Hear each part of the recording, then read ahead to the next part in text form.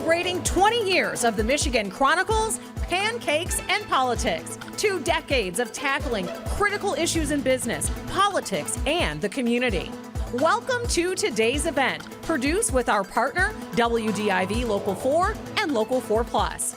Today's forum features Women Who Lead. We'll hear from Rachel Stewart, the president and CEO of Gardner White and GW Home. Carla Walker Miller, the founder and CEO of Walker Miller Energy Services. And Brittany Lavis, the group CEO for the Detroit Medical Center. Our moderator today is Dennis Archer Jr., chairman and CEO of 1642 Ventures. Today's conversation is brought to you by PNC Bank, Walker Miller Energy Services, DTE Energy, Rocket Companies, Delta Dental, and Business Leaders for Michigan. Now here's Kathy Ned, president of Real Times Media News Group, to get the show started. Good morning. Good morning, everyone, and thank you for coming today. Welcome to the fourth and final forum of the Michigan Chronicle, Pancakes and Politics. Okay. I won't get to come up here and say this to you anymore. I'm going to miss it. But thank you for coming. From some of the region's most powerful leaders and CEOs to mayors from across the nation, we hope you enjoyed this season of discussions. But we saved the best for last. Today's topic, who runs the world? Oh, did I say that? I'm sorry. Today's topic, women who lead. This year, we recognize our 20th year of Pancakes and Politics, and it could not have been possible without the support of our sponsors and our lead sponsor, PNC Bank. Please join me in welcoming to the stage Mr. Michael Bickers, Regional President for Detroit and Southeast Michigan.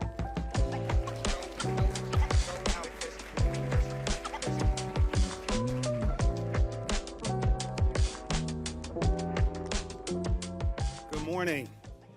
Oh man, the final session, these go by fast, don't they? So we have been involved in, when I say we, PNC, it's been for a lot of us in the room, a stretch of activities. It's so exciting. So Mackinac Policy Conference, and then we roll right into the Detroit Grand Prix.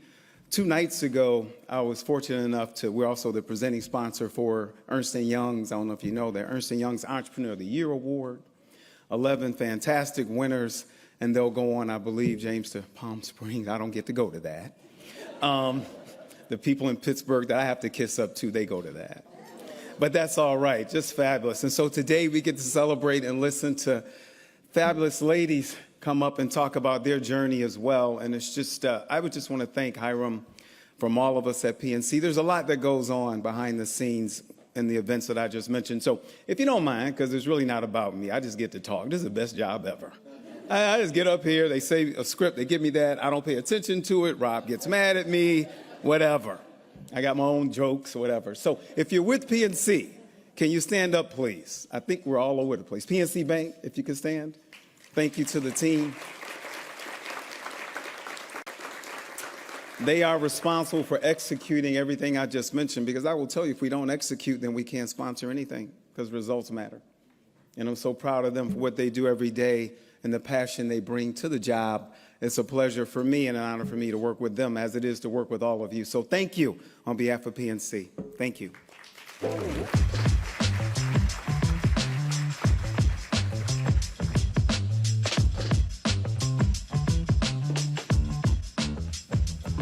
Good morning. It's like 90% women in here. Good morning.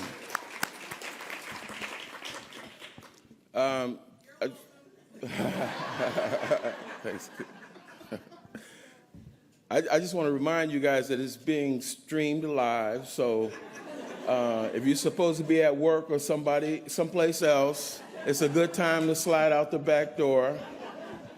Thank you for coming. Kathy made it seem like our last ever, didn't she? We're coming back, and I just want to remind you, I just want to remind everyone that we continue throughout the year with our Pancakes and Politics overdrives. Thanks to Business Leaders from Michigan, you'll be able to watch us online, and we will have some smaller iterations of Pancakes and Politics to the end of the year. Again, thanks to Business Leaders from Michigan, we continue those through the end of the year and then ramp right back up for our 21st season. I really want to thank Kathy Ned. Please give her a round of applause.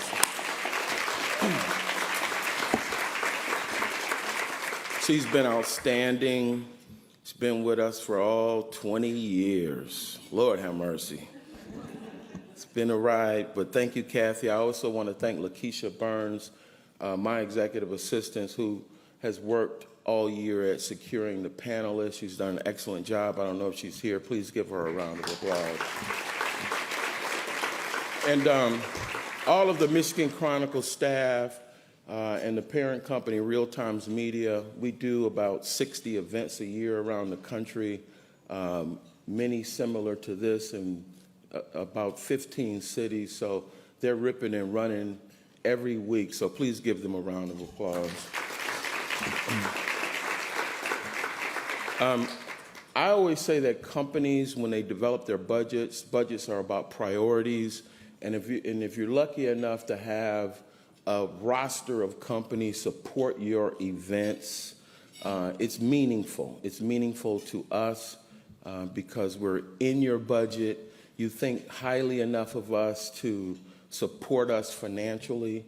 And so when you see companies on the slide or on the posters, they are vested, and this is an investment that most of the companies in this room have been making for 20 years. And I just want to say thank you, thank you, thank you.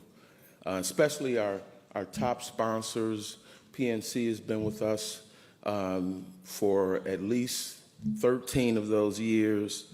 DTE, Walker Miller Energy Services, Delta Dental, and Rocket. So please thank them for a round of applause.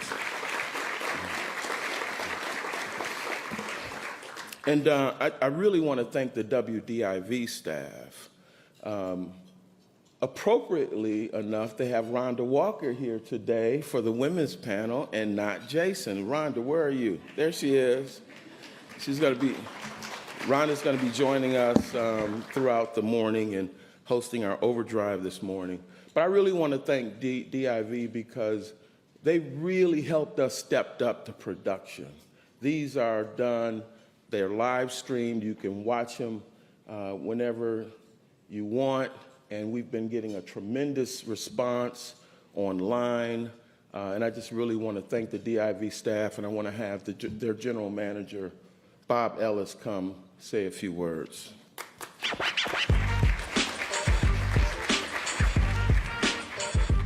Thank you, Hiram. I think back to a couple of years ago when Hiram and I first started to talk about getting Channel 4 involved in Pancakes and Politics. And I remember, if you've heard me talk on this, I remember distinctly how much I appreciated the fact that this amazing 20-year brand and concept that he had built, that he wanted to involve us. And so in these 2 years we've been together, it has exceeded all of our expectations. It's been a wonderful, wonderful thing to be a part of. Our staff, our people have embraced this beyond what I even expected. And I think the reason we got involved is because the work that the Michigan Chronicle does and the information that's shared on these special mornings, we're able to hopefully provide a bigger audience so more people get to see and hear and feel the great work that Hiram and his team do. And so on behalf of everyone at Channel 4, we just appreciate you. You've become a great friend. And I just appreciate the ability to be a participant with our group on these special mornings, and I thank you for that very much. And we too will be back next year. So thank you.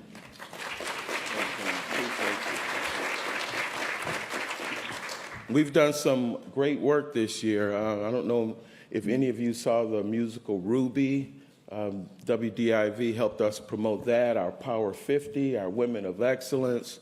So it's been a great year so far. We're keeping you busy, you and your team busy, Bob.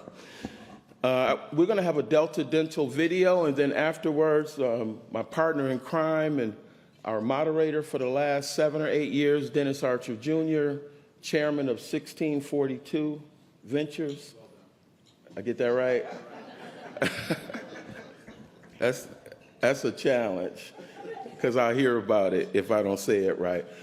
But Dennis will come up and we host this great panel. Thank you, everyone, and enjoy this panel this morning. Solutions.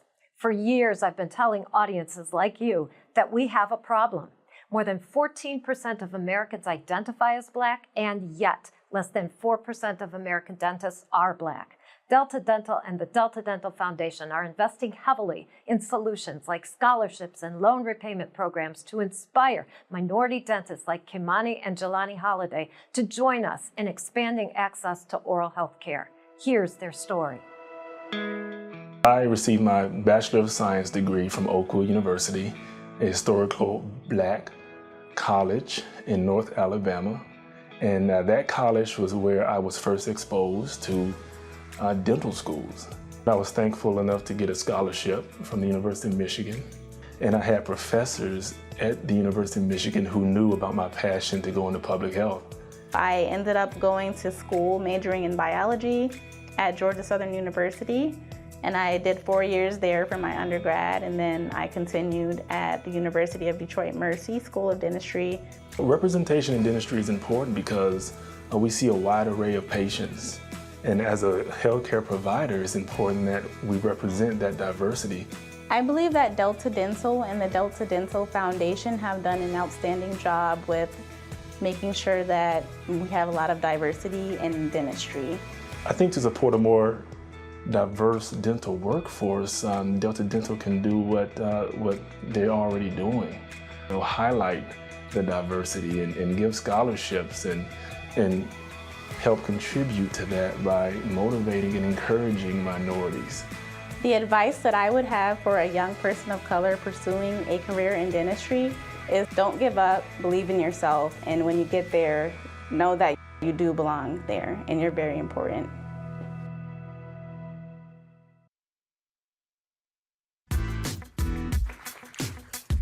Good morning.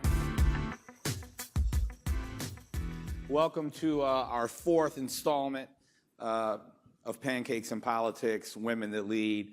And I'm glad that I think it was either Hiram or Kathy brought up Rhonda being here. Rhonda, welcome. I got a text coming down here this morning saying that Rhonda Walker was going to be the co-host and not Jason. And Rhonda and I have known each other since 9th grade, but Rhonda, I'm not going to share those stories from back in the day. But good morning. I want to jump right into the conversation because I think it's going to be an amazing one. I will tell you, for those of you who want to participate at home, periodically on your TV screen will be a QR code that you can click with your camera phone and send questions right here to the room. And for those of you in the room, on the back of your ticket is a QR code, and you can text questions, which we will then answer, and predominantly those will be the questions that Rhonda will offer to the panelists. I want to bring them up with no further ado. Brittany Lavis is the Group Chief Executive Officer of the Detroit Medical Center. Welcome. And Brittany, you came to Detroit from Southern California, so we're going to dig into how we got you to come here from Southern California in a second. Carla Walker Miller, founder and CEO of Walker Miller Energy Services. And my friend Rachel Stewart, president and CEO of Gardner White.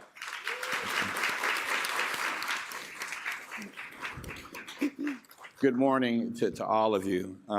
Lots of questions. I'm sure Rhonda has lots of questions, but I will start with that because when reading your bio, and we spent some time together talking politics a little bit. Oh, speaking of politics, are there any elected officials in the room? We always have you stand. That good. That means we're getting our money's worth. They're working. Oh, Angela, you can stand up, Angela. It's all right. We have the city council president from Warren here. Angela, good morning. And is there anybody here running for office in the room? Candidate. Santil Jenkins, good morning. Dennis. Good morning. In the back of the room also. Thank you. So There was someone over there. oh, hey, girl. Good morning. You moved here from Southern California. And your path before that is even more interesting. And you and Carla have a lot in common in terms of clean energy and the environment. But what was the attraction? What got you to say yes to come to Detroit? It's a great question. So I had the opportunity to come to Detroit in 2014 to visit. I've been with Tenet, the parent company of the Detroit Medical Center, for 15 years. And I came in 2014, and I thought the Detroit Medical Center specifically was the most intriguing place. And at the time, I was a controller for a community hospital. And so I always kind of had this on my path of a place that I would want to be. But fast forward 4 or 5 years after that, and I had the opportunity for a position here.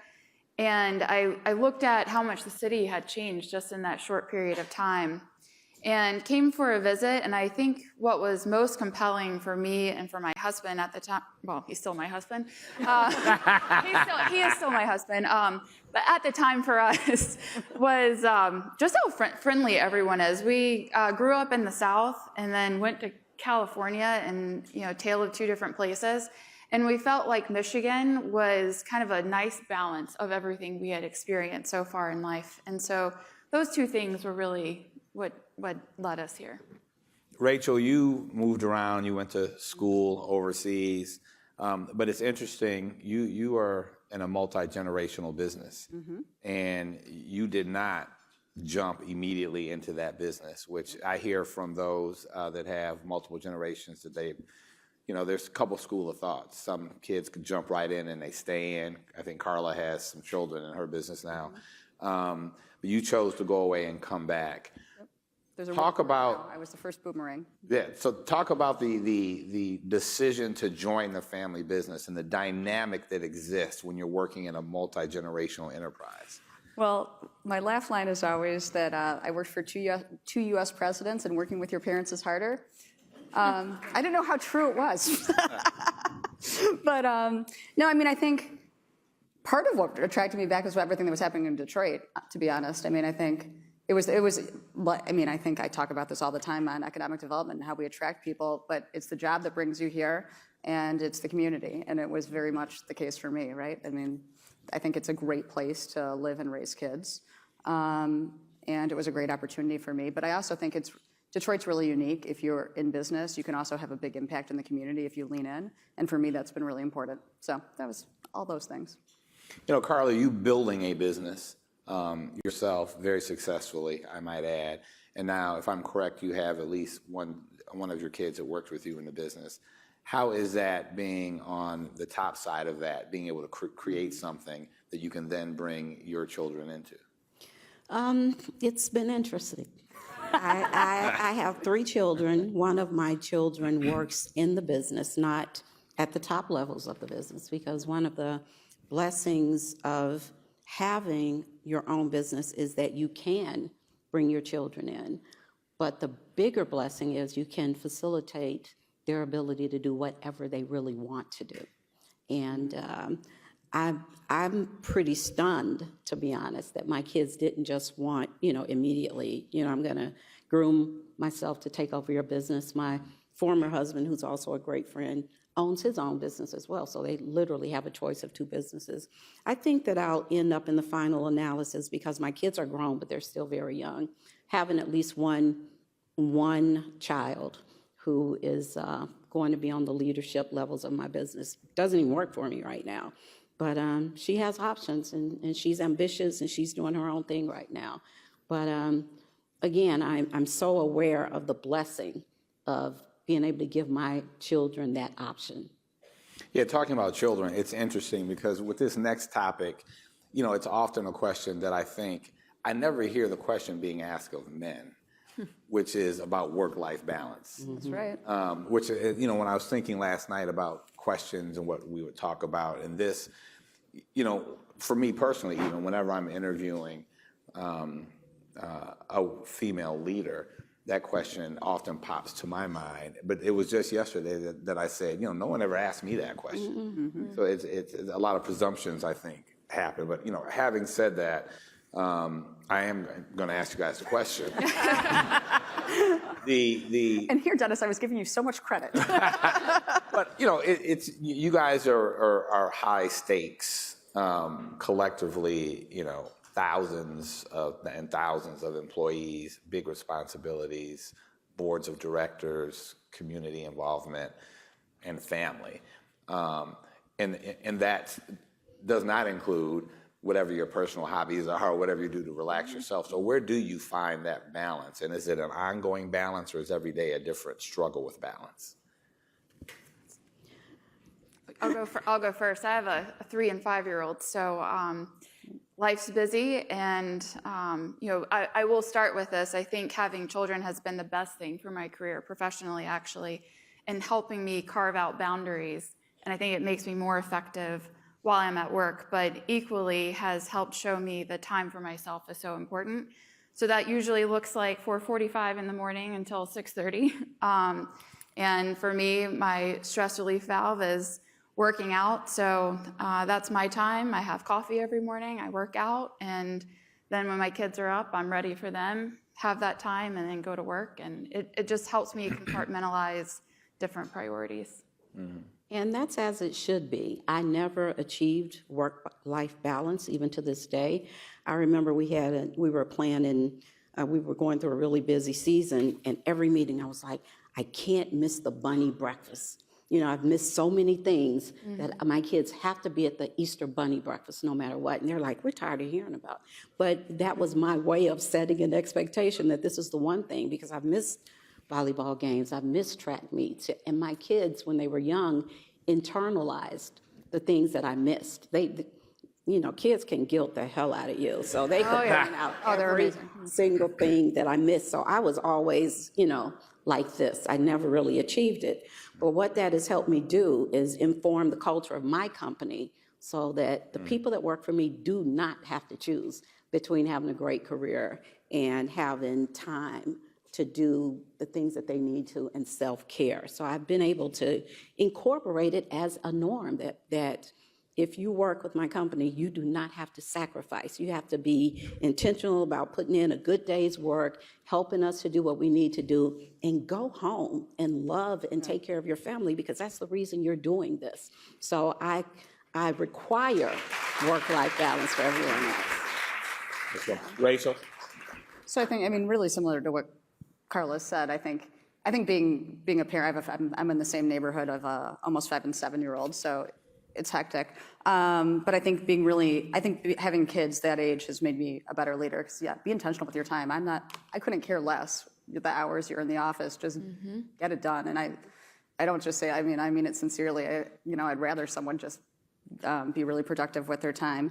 And then I think the other thing, I mean, one good thing about a family business is it's family oriented in every sense. So, I involve my kids a lot. Actually, it was really cute. My oldest daughter made appreciation wheel, and on her wheel was Mom, yay, the Tigers, which I don't know where that comes from, because we went to a game last week, but that's like it. But fine, whatever. Her brain, which I thought was awesome. At first, my husband's Brian, so I asked, did she misspell it? No, Mom, I mean my brain. Awesome. And Gardner White. So I mean, like she's engaged, and I think that's a big plus. And also, I would say, I mean, it would make one thing that would make me absolutely nuts is kids that don't understand the value of work. So I think that's really important to show them. And so Brittany, the two of them, please. The two of them kind of talked about how being a female, being a woman, has affected their leadership style. Following back up with you, being a female leader, how does being the female in that description affect, do you think, how you lead your organization? Yeah, no, it's a great question. I'd echo what they say. I think it's certainly changed my leadership style. Before having kids, I won't lie, I was the person that thought being in the office and how many hours you put in defined your success and how effective you were. And I had to quickly learn that you can still be just as good or actually better when you're very smart with your time. And so I would say similarly, I do try to set the example. I think my team all well knows that my time in the evening is for my kids and I can be available, but how we incorporate and meet our priorities, making sure, we are there for the kids' events or speech therapy appointment at 4:30, making it work, and just trying to lead with that example and encourage others to find that balance because you can't do it. And I think it's helpful that I've lived both sides of it, and now I see, really how you can still make it work. We have to talk politics for a second, just because we're in the season. But agnostic to what side of the aisle anyone is on, it's got to be exciting. I mean, it's exciting for me that the state of Michigan has, 3 women in our highest ranked elected positions. And in Detroit, we have an open seat because Mayor Duggan, who I think has done a fabulous job, has decided to run for governor, leaving a vacancy. And 2 of the top contenders for the seat are women, which would be the first time, if one of them were to be successful, that we would have a female leader in Detroit. How much, if at all, because let me just say this, I know as a black person that I'm immediately intrigued when I see a black candidate. I obviously am going to dig in to see if that candidate is obviously worthy of the seat, et cetera, but I'm immediately turning my head to that candidate to start. Wondering if it's the same effect as a woman looking at women candidates is kind of part A. Part B of the question is, all of you guys are invested in Detroit one way or the other. What advice would you have, not only to the 2 women running, but all the candidates in terms of what you'd like to see happen in the city going forward? That's a great question. Carla, go ahead. Well, I'll just start just because I like to mix it up as opposed to going 1, 2, 3. And this isn't my panel, but this is fine. But I'm really excited that we have black women running, and that I'm hoping that the top 2 candidates for after the August primary will be black women. I actually invited one of the black women to run for mayor years ago. It must have been at least 10 years ago, because I think women bring things to the table. I think black people bring things to the table, particularly for a majority black city, majority minority city, but majority black city. And I have a sense, a belief that when black women get into power, when mature, thoughtful black women get into power, we bring everyone with us. I think that the recognition of whatever, and I don't just mean political power, I mean whenever we get a seat at tables that are making decisions, then we realize what it took us to get to those seats. And we are thinking, who's next? Who needs to be in here with me? Who needs to be in here after me? Who is going to say something different but positive? Who's going to make an impact in this room? And I am so excited and hopeful that we are going to have a black mayor, which is true for so many progressive cities. I think that's just part of our evolution, and I think it's going to be wonderful, wonderful for the city. Yeah. Any advice, before we move on to the other 2, the next 2, any advice that you would have to whomever goes into office? I always got advice, y'all. But, for me, especially leadership in times like this, is courage, just to be courageous. I often tell people that I'm a hypersensitive introvert, and that means I feel everything in the room. But it also means that my natural inclination is to fall back, not to be out in front. But you have to lead from wherever you are. And one of the things I'm most excited about is that there's been so much progress in downtown and midtown. There's so many ecosystem players working that this mayor really is going to have an opportunity to kick it up a notch. My concern is that we are moving into a totally different financial reality. You know, we are doing really well right now, but the money is going to be really, really, really funny, okay? And we cannot count on the resources that we had before. And I know that this next mayor is going to have to focus so much more on the least of these intentionally, but also bringing money in from outside resources and connecting to resources that are there. There's a lot of doom and gloom right now, but money is available. We just have to position ourselves. We have to make the story. We have to tell the story of Detroit and our communities and how important we are to this country, and make sure we are the place that people want to be, want to invest in, and want to become a part of. Thank you. Brittany? Yeah. So, you know, and I kind of link these two questions together. There's no question when you see a female candidate, especially in an executive level position, if that's what we're interviewing for, that it's intriguing. I think women, we obviously have to work harder usually to prove ourselves, especially in corporations where it's typically more male-driven, and that's certainly true in healthcare especially. So you know, for someone to have reached that point, they're a hard worker and they know how to blaze a path to get what they need done. And back to the point about females who are in executive roles or leadership roles and who are also parents, you're then extra strategic in terms of how you go about getting things done and being effective. And so that is intriguing, because that's what I need on my team, are people that are looking at things strategically, how to get things done in an efficient manner, and you know, being bold. I liked your point about being courageous, and I would tie that in for the mayor. You know, all of us are going to be facing challenges ahead of us, but we still have to have a bold vision for what we are trying to achieve. So, you know, no different than at the DMC, we will have changes coming in the next year with federal funding changes, and it can't stop us from having ambitious goals and things that we want to achieve. So I'd say put out really aggressive targets that might not seem achievable, and then challenge those around you to accomplish it. And I think the city will go very far under that, even with the headwinds that we have. Rachel? So I think it's similar to what Kelly was saying. I think you know, at every level of office, it's really important to lead and not follow. And in most cases, I mean following the polls. You know, I'm looking at Carrie. We were at the U.S. Department of Energy together, and nothing would frustrate me more than when you were working with the White House and they deferred a decision to comms. Like, if you defer everything to comms and don't ever make news because you're not ruffling feathers, it means you're probably not achieving anything.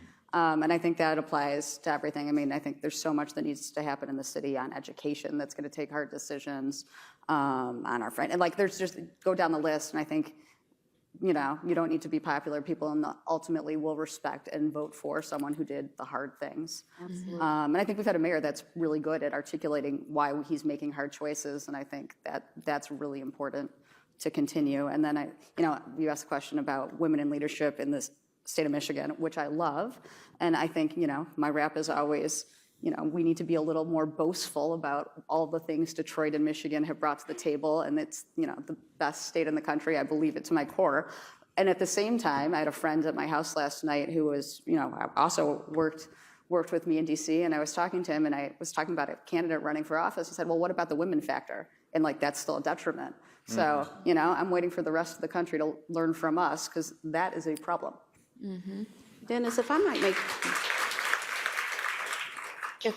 make one more comment, one of the biggest opportunities, you know, I'm going to bring clean energy, and is the fastest growing sector right now is energy, no matter what other business you are in. The fact that this country is going to be electrifying and decarbonization already is, and there are resources available for that.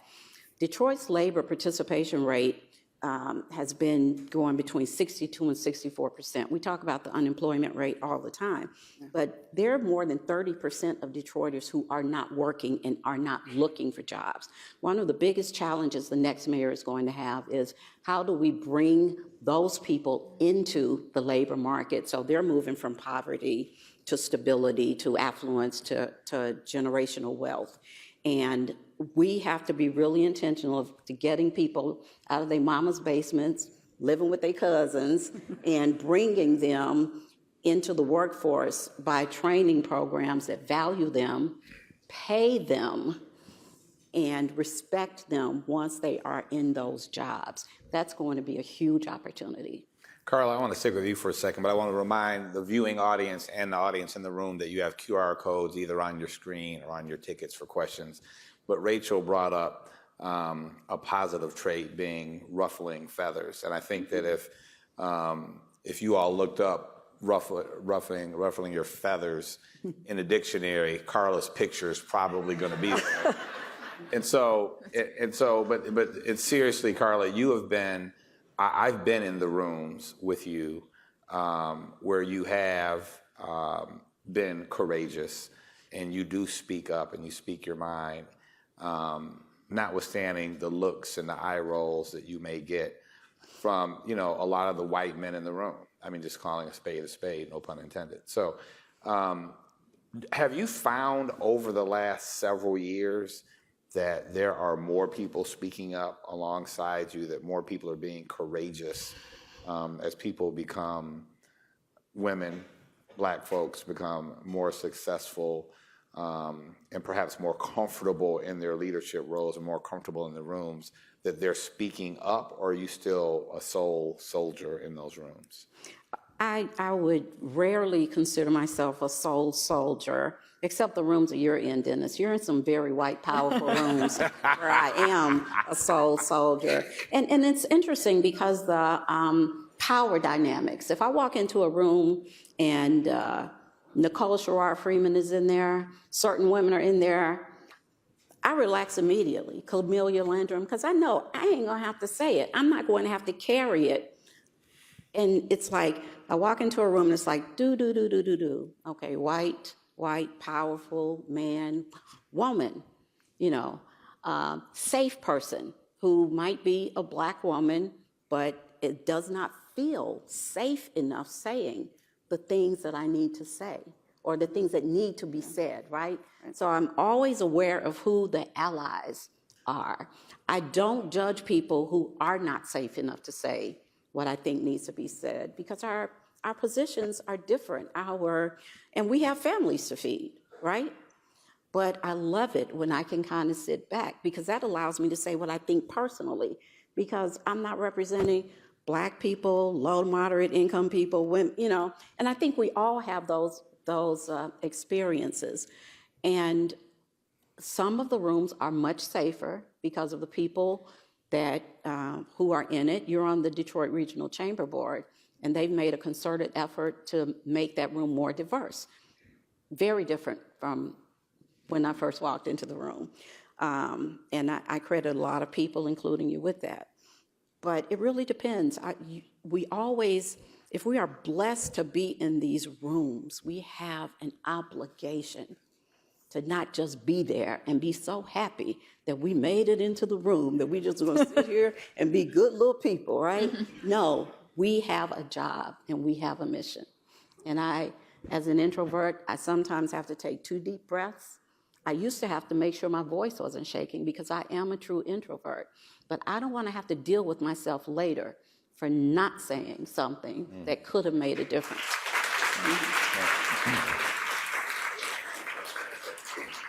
Rachel, we have a tradition now for the past few years where we come downtown and stay at the Shinola Hotel on Thanksgiving Eve and watch the parade and go down, and we see the turkey trot at 6:30 in the morning. It seemed like it was a millisecond that it took for you all to say, yes, you will take on the leading sponsorship role. Oh, they didn't even have to ask, I called. In the parade. Like, how talk about that, making that decision. Was it even a decision, and the excitement around being involved in that now? You're right, it wasn't much of a decision, it was a millisecond. I mean, so it goes with my wrap of, this isn't just a parade that's like the best in the state, the best in the Midwest. This is the best in the country. We call it America's Thanksgiving Day Parade. USA Today votes it #1 every single year. And I think if we're going to be number one, I want to be part of it and scream it from the rooftops. So I think we're signed on through at least 2031, but forever. And so this year, when you are coming down the parade, you're going to pass a store that you've opened on Woodward Avenue. Talk to us about GW Home. Oh, I had so much fun with this. Yes, please. So we just launched a new concept, 1201 Woodward, right across from Hudson.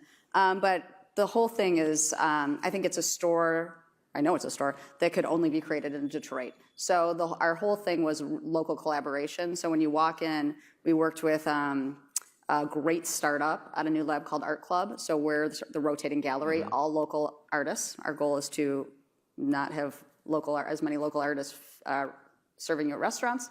Want to give them full-time jobs. Worked with this awesome ceramicist who runs ceramics at CCS, Claire Thibodeau. So everything is hyper local, and I think that doesn't exist anywhere else. So that was a really, really fun concept. Nice. Brittany, we were talking about, many of you, I think, or a couple of you brought up the economic challenges that the city and the region are going to face. You are running a multi-hospital system in a significant urban core. Mm-hmm. Carla just mentioned that there's 30 to 35% of Detroiters that are not working and not looking for work. But when those people come to your hospital, you have an ethical obligation to serve them. Talk about the challenges, particularly before this role, Brittany was the CFO, so very intimately familiar with the books and the P&L of the system. Talk about the challenge and the opportunities in dealing with in an environment where a lot of people showing up do not have insurance nor the wherewithal to pay for service. Yeah, absolutely. It's so the DMC, and part of this was long before I arrived, but we have a lot of systems and structure in place and people that we employ that help the community get coverage. Because in the current environment, we are fortunate to have Medicaid expansion here, and so really a lot of what we do is try to help our community access resources that are available to them. Now, we'll see how that changes, but we'll be just as creative in finding ways to connect back to resources in the future as well. It forces us to be efficient, and because we do care for more under and uninsured patients than any other health system. And so that's one of the things I think we've taken pride in, is trying to create an environment where we can proudly take care of this community despite ability to pay or despite having all the resources that maybe patients in the suburbs would have. And so we're going to continue to do that. Part of what we've done at the DMC is wanting to make sure that it's easy for the community to choose us, not just that we can take care of them, but that they want to choose us. If they come to our ER, because that is the way that this community accesses care, that you're going to get in faster than any other system in Southeast Michigan. You don't have to go to the suburbs to receive quick and efficient care. And so we're going to continue looking for those ways that we can serve the community in the most appropriate way and being fiscally responsible. Thank you. Rhonda, where are you ready yet?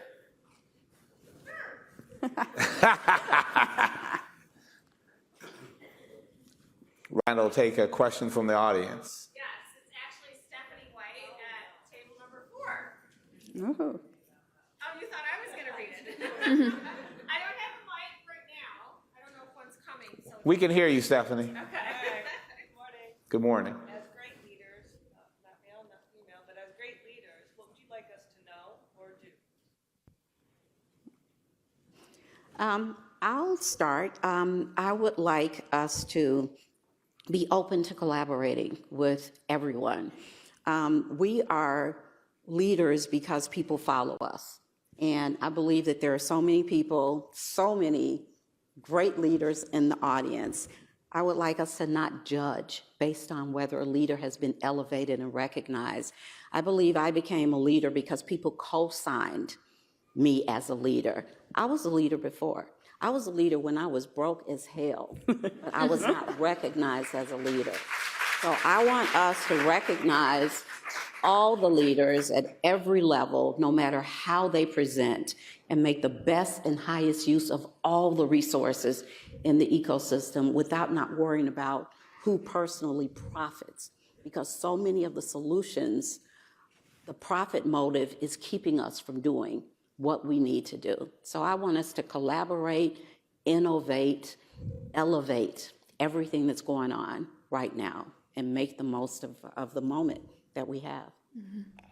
I loved what you said. I think that's so important. And for me and for my team, it's one thing I emphasize, that we really need to help cultivate talent around us, recognize talent, challenge others.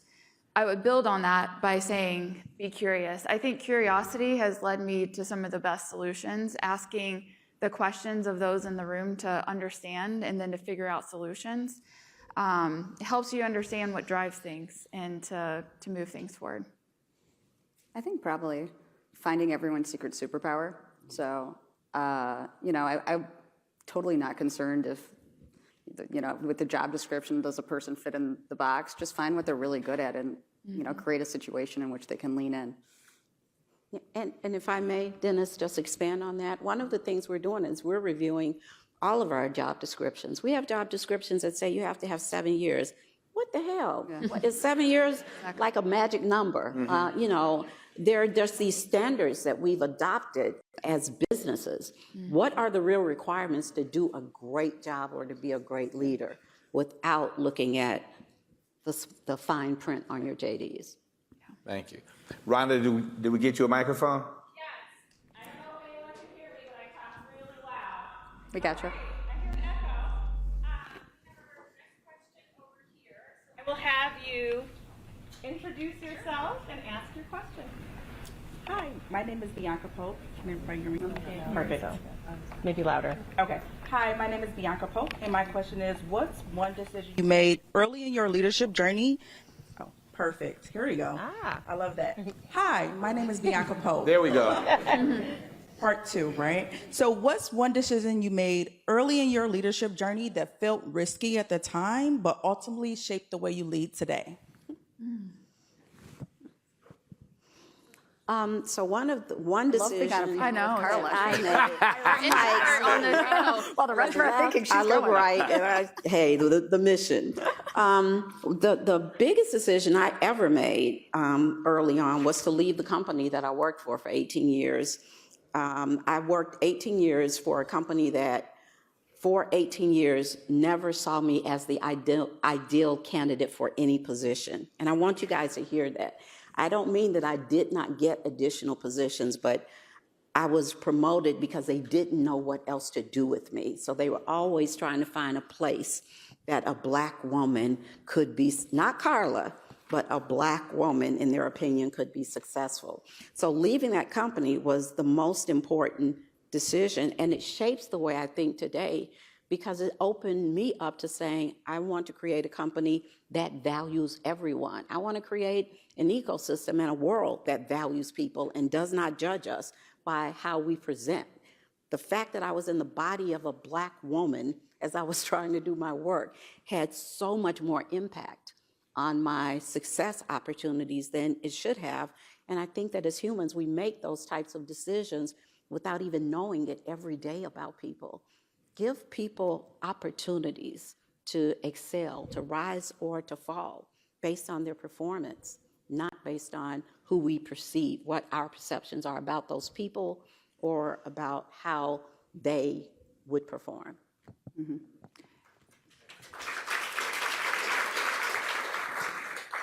I know the question was early in your leadership journey. I wouldn't say that mine came early, but I think it was actually deciding to take this job that I'm in now. As you mentioned, I was the CFO before, and most of my career had been in finance. I didn't actually intentionally start in finance, but I'm a numbers person through and through. I loved being a CFO, and we had a vacancy in the CEO position. I was asked to do it on an interim basis, so that was fine. I didn't mind doing it, but actually making the decision to take this job, it felt very risky. Like, what business do I have running the Detroit Medical Center? And there's a lot to healthcare system besides finance, and I knew I had always worked to understand healthcare more broadly. I was never, the bean counter in the room or someone that didn't try to understand operations, but there was a lot that I hadn't seen or hadn't run directly. And so as I talked through this in my head on whether or not I should move forward with this position, I committed to myself and to others that I work with that I have to listen, and back to the point I made earlier, really seek to understand. I have to understand what's around me, ask the questions to be sure that I understand the stakeholders in the room who are the experts, because I'm not. And I think that's really helped me in making better decisions for the organization, because it's forced me to really hear the voices of those around me versus assuming I have all the answers. Rachel. I would say, so when I moved back to Detroit to join Gardner White, I was in the energy sector before, and it didn't feel that risky to me, but then people said just the dumbest stuff. Like I got all the time like, well, aren't you going to miss having an impact? Like what? And you're not making a difference in the world anymore. Like what? Really? Like we employ 1,000 people. I'm trying to innovate on retail every single day, and there's a ton you can do in the community. But yeah, I'm just So I think it was, but I got that a lot. So I think I learned just to tune it out, because I felt confident in the decision. But when who you think smart people say this to you, it does force you to second guess those decisions. Rhonda, before we go back to you, I've got a question from a viewer, Verdell. As a female manager, how do you handle some of the stereotypes that come with the position, with decisions that you make, such as being said that you are weak and trying to be a man, or that there are prejudice against women with some of your decisions? I'll take it. So one, it's never occurred to me that I'm weak. And yeah, thanks. And two, I think our sector, if I was in energy before, and I would say the same thing, our sector in particular, it is insane that there are not more women in leadership. I mean, the whole industry knows, they talk about the consumer she, because of course women drive most consumption, but in particular in how you decorate your home.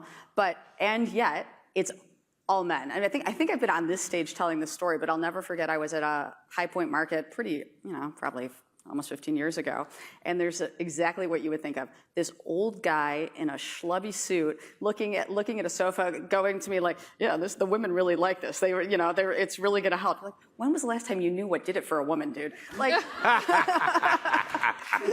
so, I think just lean in. That's great. Yeah, and I think the fact that question is so interesting, because it's all over the place, that you're weak or trying to be a man. And the weak thing comes out all the time, especially early in your career. But sometimes when women try to overcompensate to show that they're not weak, then it goes all the way over to you're trying to be a man, right? I think you're probably in a pretty toxic environment right now. And I would suggest that you try to help your company improve its culture so that there's not so much judgment, that there is more focus on, what you all are trying to accomplish. Because even though it sounds like a toxic environment, I think that probably half the women in this room are in environments just like that, where they're trying to figure out how to navigate and how to show up so that we can change people's opinions of who we are. So it's sad. It's just sad. Brittany? Yeah, the whole comment about being weak, I certainly don't identify that way in rooms.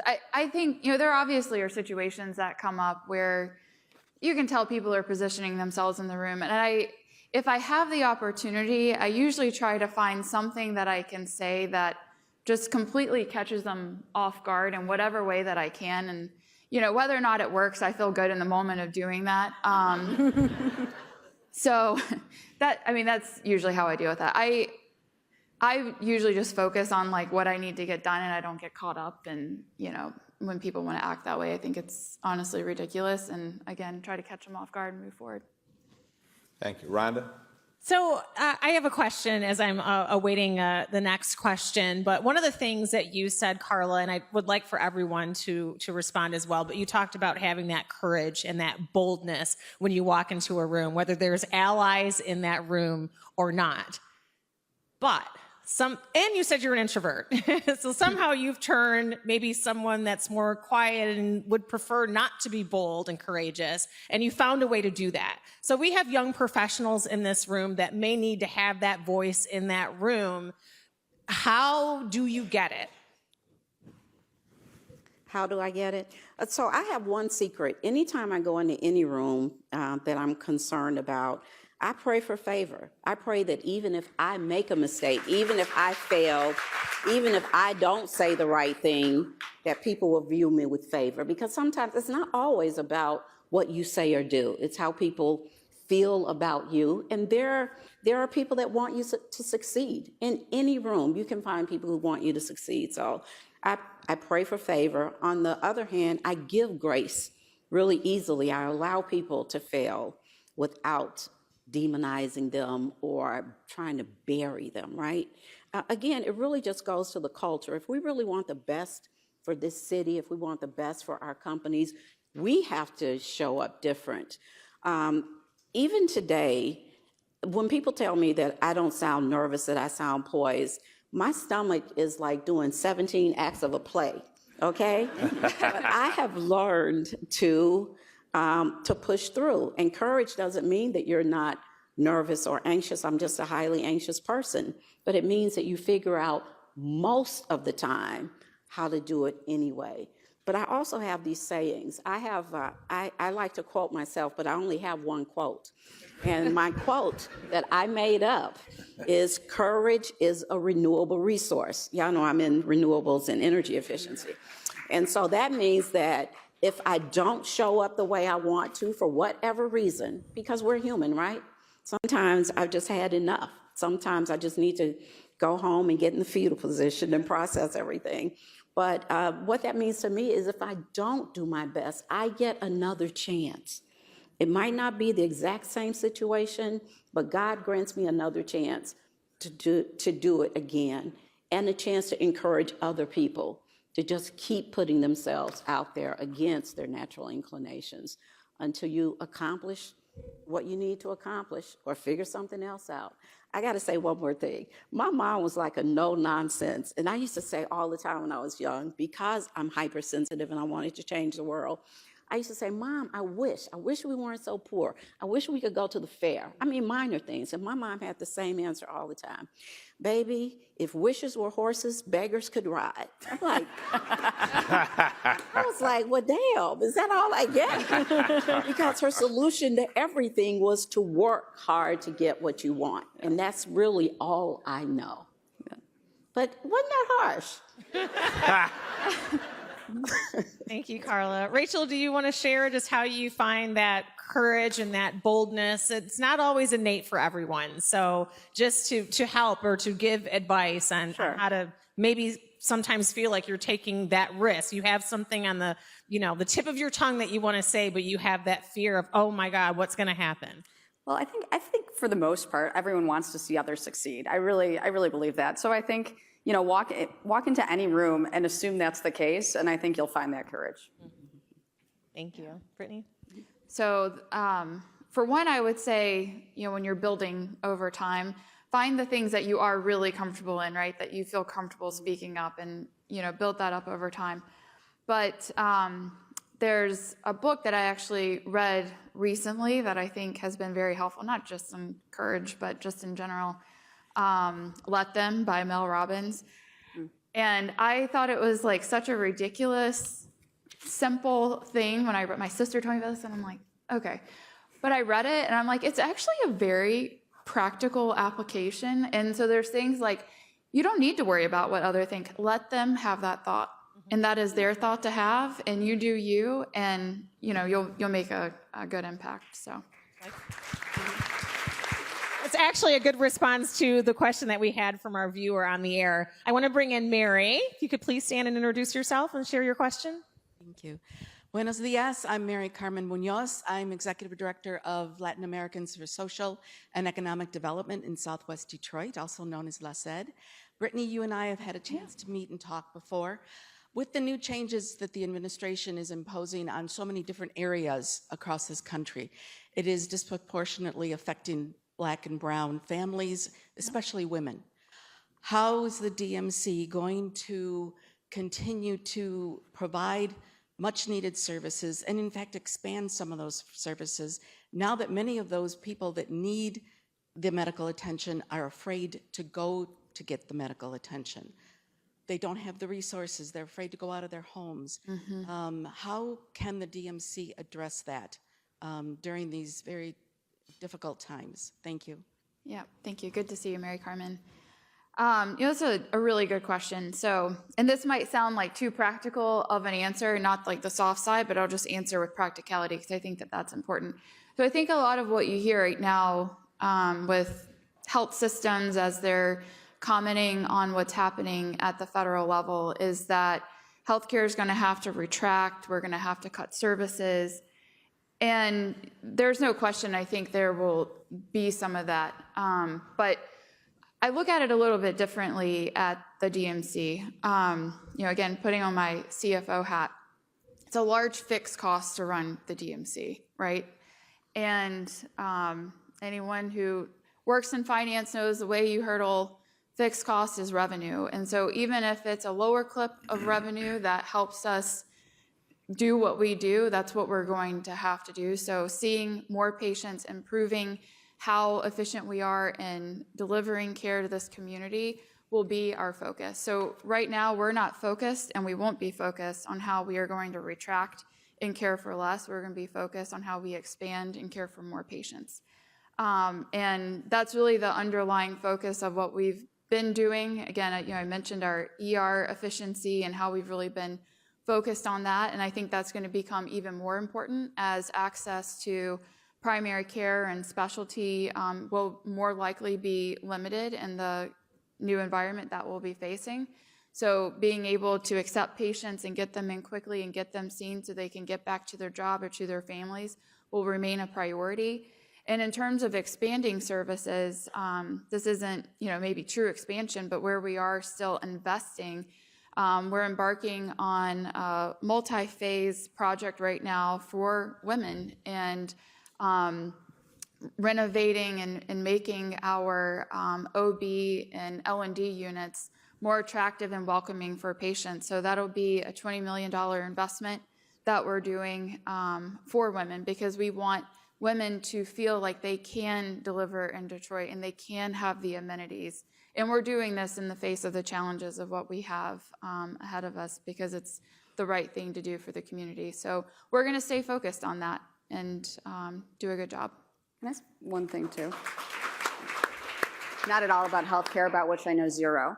But when we were just at Mackinac and Austin Goolsbee was there, chair of the Chicago Fed, and he was doing his thing of like, well, the averages are actually not that bad, unemployment's not terrible, inflation's not terrible, and I'm sitting here looking, and conveniently I was sitting next to Michigan State Treasurer, another Rachel. I'm like, I know it's not true, because I think the averages hide that there's really two economies happening.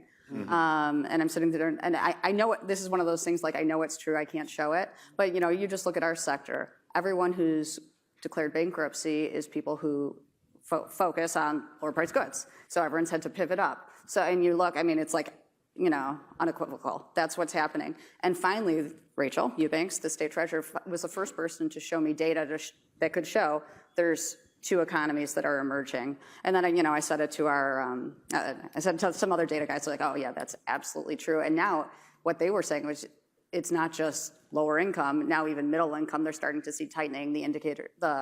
All the big indicators don't show it yet. But to the elected officials, aspiring elected officials in the room, I think that is the issue. Because, this country has done well with a thriving middle class, and this state in particular. And if we see two economies, that does not bode well. So don't clap, it's not that's the issue though. I have another question, and to be inclusive in this predominantly female audience, we're going to ask Jacob to ask his question. If you can introduce yourself and share your question. Be careful, Jacob. Yes, good morning, and thank you for taking my question. In about 10 days, my daughter will be here for the summer, and she's 14. I'm running out of ideas. What would you tell your 14-year-old self Because that's exactly what I'm going to tell her. Great question. Now that makes me scared. 14 is a rough age, I can tell you that. Oh, yeah. 14-year-old girls were just sent here to test you. Okay, just know that, number one. That's their only purpose in life. But what I would tell my 14-year-old girl self, because I was even more hypersensitive and more anxious at 14, would be, it's gonna be okay, relax. And I wish I had felt safe to ask all the questions in my head and to state all the fears I had. Your daughter will not be in a situation where she feels like she's got to solve problems for adults, but I had already taken on that responsibility by the time I was 14. But being with you is going to be amazing. You're going to make her feel safe, loved, and valued in spite of what's going on in her head, her body, and her heart. And I think that's the most important thing you can do. There's not a question she can ask you that is going to knock you off your game. Okay, Dad? Everything she asks you, you're going to be honest and empathetic and loving. And that's really the most that you can do. Yeah. Just end it there. That's great. I'd say, you know, it might be less about what you tell her and more about how you make her feel about herself. And I think, you know, I have a 5-year-old daughter, and I feel like this is what I'm constantly reading about. Like, how do I make sure that I'm raising a little girl who is confident in herself and sees how amazing of a person that she is? And so I feel like for me, and I think this is what I would have appreciated as a 14-year-old, is my mom or my dad helping me get that feeling from inside versus getting the validation externally. Mm-hmm. I have one more good question. You could also buy her a diamond. There you go. And I say that because one of the things I try to make my daughter understand is that she's got internal resources. And I bought her a diamond cross when she was 14. I said, you never have to wait for someone outside of our family to buy you anything. Never depend on a man for your first diamond or your first anything else. Everything you need, you have the resources to make happen. So I'll help you if you want to go. Maybe she should get a paid internship with all those opportunities you have over there at Walker Miller, because now you got Dad spending thousands of dollars on his daughter. And he already is. I know it. I remember when I was 14 and I wanted everything. My 14th birthday was a disaster because I pushed it a little too far with my dad. He's like, you know what? Party's canceled. All right. Rhonda, I will say I remember you when you were 14 too, and you've turned out remarkably. Thank you. Thank you. On the outside, I was wonderful, but at home, I gave my parents a run for their money. I have to admit. But after that party got canceled, I toned it down a little bit. I was like, okay, you need to know when you go too far. All right, I want to get our next question here. If you could introduce yourself and tell us your question. Please stand. Oh, okay. Hi, I'm Katie Cox, and I have a nonprofit and a consulting firm. I think right now, the stage that I'm in, mentorship is really important for me. I wouldn't be where I am today if it wasn't for a mentor. I just want to know, how important is mentorship to you, and how crucial of a role did mentorship play on your way to where you are today? Yeah, for me, I mean, it was, I think it is what led me to be where I am very early on, whether it was in college even, and having someone who encouraged me to think beyond what I thought my potential was, even to, you know, my internship and having a COO who saw something in me and helped advocate for me, but then taught me the tough lessons. And I think, you know, this wasn't the question, but as individuals look for mentors, I would challenge you not to look for the people who are going to tell you what you want to hear and just pat you on the back to move you along, but the people who give you the hard feedback and challenge you. I'd say it hasn't stopped being important. I'm still being mentored, and I'm really grateful for it. And what Brittany just said, I think, is really important. I've had different ones along the way. One of the most fun ones was a great guy named Larry Quilling, unfortunately passed about 5 years ago, and he I stayed with him when I was joining the furniture business. He lived in Southern California, and I stayed with him for about a month, and we went to every furniture store in California and then drank martinis at night. It was really it was great.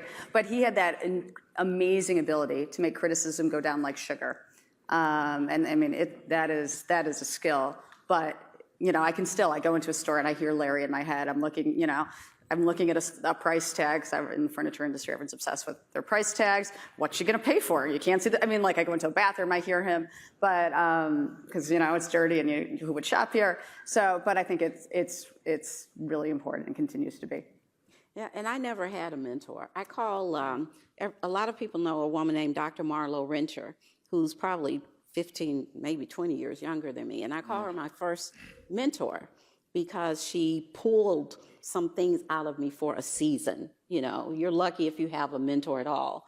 But I think it's so important. I believe that if I'd had a mentor or a series of effective mentors, you all wouldn't know me because I would be rich and retired already. I think it's really valuable. But I do want to, when people are looking for mentors, because people ask me to mentor all the time, I don't have the time or the capacity for individual mentorship. And again, I hope that we'll look at people who are not necessarily the people on stages. Yeah. So much of the valuable information and most of the mentors are not the most visible people you know. They're people that have lived experiences that can pour into you and have the time to pour into you. So don't, you know, just be very careful about who you choose as mentors and for what season their advice is valuable to you. I actually once looked up to someone as a mentor as I was trying to decide, writing my business plan actually for my first business, and worked with them for a few weeks. And at the end of that time, he says, "Hey, babe," like that, "don't quit your day job." So you can have the wrong mentor. So just be very careful. Thank you. Rhonda, are we done with the audience questions? That concludes our questions, but I will be pulling some people for our overdrive interviews following the panel, but I know many people have to get to work this morning while I'm just finishing up my day. So let me say just a couple things, and I am going to ask you guys kind of a closing question that I've kind of taken away from this, a few bullet points I've jotted down. One is that we absolutely have an obligation to speak up. We can't allow those like a Carla who are always speaking up to continue to speak up alone. We have an obligation to join them to the extent we agree with their positions. We owe it to ourselves and to the other people to speak up. Second, the importance when we're in leadership of allowing our people to come to work as their authentic selves, I think is very important.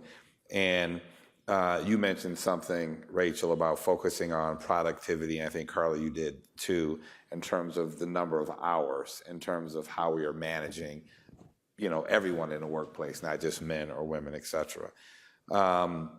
And then, very interesting, like, Carla, I'm about to go back and look at all our job descriptions that are posted, because I do think that we get caught up in saying you have to have this degree or this many years on the job, and these are probably very outdated job descriptions that are probably pre-screening out a number of people who would otherwise be you know, well positioned for the job.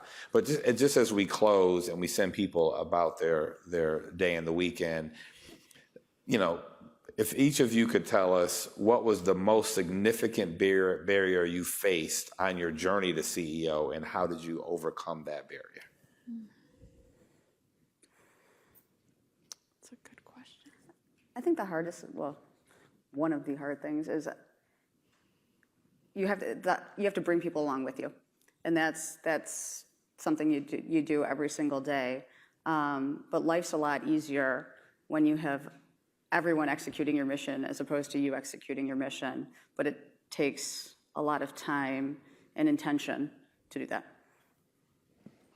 For me, it was actually gaining credibility as an expert in thought leadership in the clean energy industry. The first conference we went to, there were probably 2 Black companies out of about 100. And there were companies that literally laughed out loud, not LOL, but they literally laughed that Walker Miller was there representing the clean energy industry. The barrier is being visible, being excellent, and being consistent, and building. The hardest thing was building credibility as a company, because being out there is one thing, but really performing at a level that builds credibility over time was the hardest thing that we had to do. It's taken a long time, but it's work. And that's why I'm so committed to inviting people into the industry where there's so much work to do and so much opportunity. And thank you. I don't think I said thank you for inviting me, Dennis, Hiram. I love this stage. I haven't been on it in a long time. I love this room. I love the goodwill. I love the diversity of this room. And just thank you for allowing me to be here. Thank you. Brittany? Yeah, for me, I would say on my journey to becoming a CEO, it was well before I became a CEO, but it was making the pivot from an individual contributor and being really good at what I did to being able to being that subject matter expert, but then leading people along with me and getting them to hear my thoughts and see what I was seeing as opportunities and getting them to buy in. That was probably the hardest thing. Hardest point of feedback I ever got was how I wasn't doing that well, and I learned a lot from that, and I think that's what helped get me to where I am today. Thank you. Thank you all for being here this morning. Once again, this is a phenomenal panel. Hiram and Bob, I think that every year we should do at least one Women That Lead panel, because there's so many leaders, female leaders in our community, that we don't do it justice with only having 3 participants a year. So maybe that's something we'll look at doing next year. And I would be remiss if I didn't say that the absentee ballots are being mailed out to the city of Detroit this weekend, I think Sunday, and so next week people can start voting. So please participate in the voting process. I think we only had 18 to 20% of registered voters participated last time around, which is embarrassing. So I encourage everyone to get out to vote. Enjoy your weekends. Thank you.